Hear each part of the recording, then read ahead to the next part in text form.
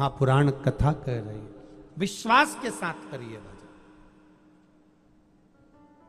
ध्रुव जी ने मांगा भगवान से, आपकी गोदी में बैठना चाहता हूं, केवल गोदी दे दीजिए।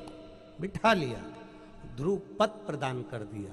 जब ध्रुव पद प्रदान हो गया तब भगवान विष्णु ने कहा, सुनो ध्रुव, यज्ञ, अनुष्ठान, पूजन, अर्चना सबकी साक्षी ध्रुव तारा देगा। सबकी साक्षी ध्रुव तारा देगा।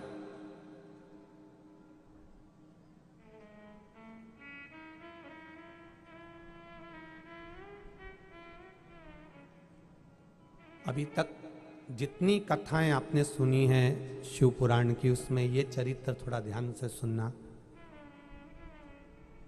माता प्रसूति ने अपने भतीजे ध्रुव जी से कहा था, अपने लिए बाद में मांगना, पहले संसार के सुख के लिए सर्वे भवन्तु सुखिना, पहले संसार के सुख के लिए मांगना।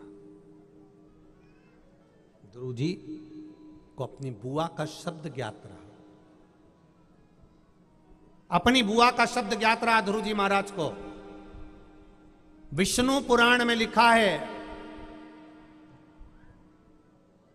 कुर्म पुराण में वर्णन मिलता है और नरसिंह पुराण के अंदर वर्णन मिलता है, और कभी मौका मिल जाए तो ब्रह्म वैवर्त पुराण को भी पढ़कर देखना, उसमें वर्णन मिलता है।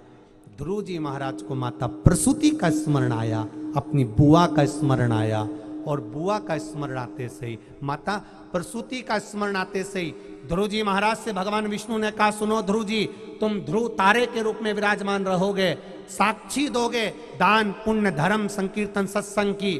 ध्रुव जी महाराज आनंद पा गए। तब ध्रुव जी ने माता प्रसूति से जो शंकर भगवान का गुणगान सुना था, उसके आनंद में ध्रुव जी ने कहा, आपने कहा कि मैं साक्षी दूंगा सारे दान पुण्य धर्म की, संकीर्तन सत्संग की, आपसे केवल इतना और मांगना चाहता हूं, मैं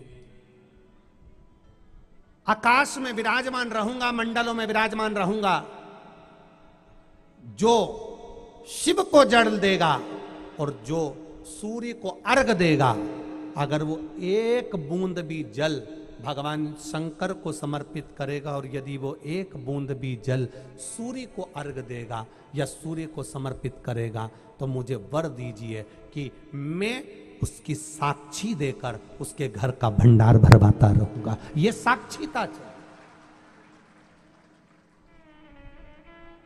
जिस समय पर हमारा लेखा देखा जाता है, जिस समय पर हमारी पुस्तक उठाकर देखी जाती है, इसने पाप कितने करे, पुण्य कितने करे, इसने धर्म कितना करा, दान कितना करा, इसने संकीर्तन कितना करा, इसने भजन कितना करा, इसने भगवान को क्या जल समर्पित करा, ना करा, इसने क्या करा है।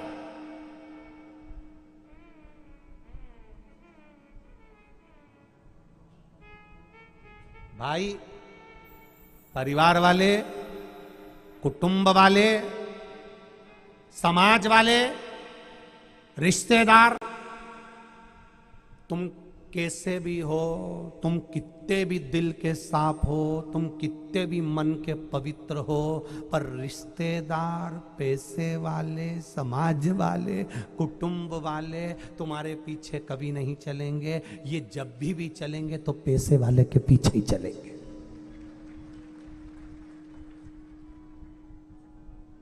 परिवार वाले, कुटुंब वाले, समाज वाले, रिश्तेदार, नातेदार, कुटुंब वाले जब भी चलते हैं, पैसे वाले के पीछे चलते हैं। संसार के लोग चलते हैं तो धन वालों के पीछे चलते हैं, और मेरा भोलेनाथ चलता है तो जल वालों के पीछे चलता है। संसार के लोग पैसे वालों के पीछे चलेंगे। एक साधारण व्यक्ति कुछ कह देगा, उसकी बात की कोई कीमत नहीं है, वो सही कह रहा है, अच्छा कह रहा है, पर उसकी कोई कीमत नहीं है। परिवार में, समाज में, रिश्तों में, नातों में, और एक पैसे वाला व्यक्ति तुरंत बस आके बैठा और उसने जो बोल दिया, भले वो गलत बोला चाहे सही बोला, वो सही है, सबके लिए सही है, क्योंकि वो पैसे वाला है। समाज, संसार, कुटुंब, परिवार, नाते, रिश्ते पैसे वालों के पीछे चलते हैं, और मेरा भोलेनाथ जिसके हाथ में पानी का जल का लोटा होता है, कलश होता है, जल चढ़ाने वाले के पीछे मेरा महादेव चलता रहता है। वो शिव है। और दुनिया भले पैसे वालों के पीछे चले, मना नहीं है। तुम जल चढ़ाते रहना, तुम्हारे पीछे तुम्हें संभालने के लिए कोई भी नहीं होगा तो मेरा महादेव खड़ा होगा, कि निश्चित है। कोई तुम्हें संभालने खड़ा हो चाहे ना हो,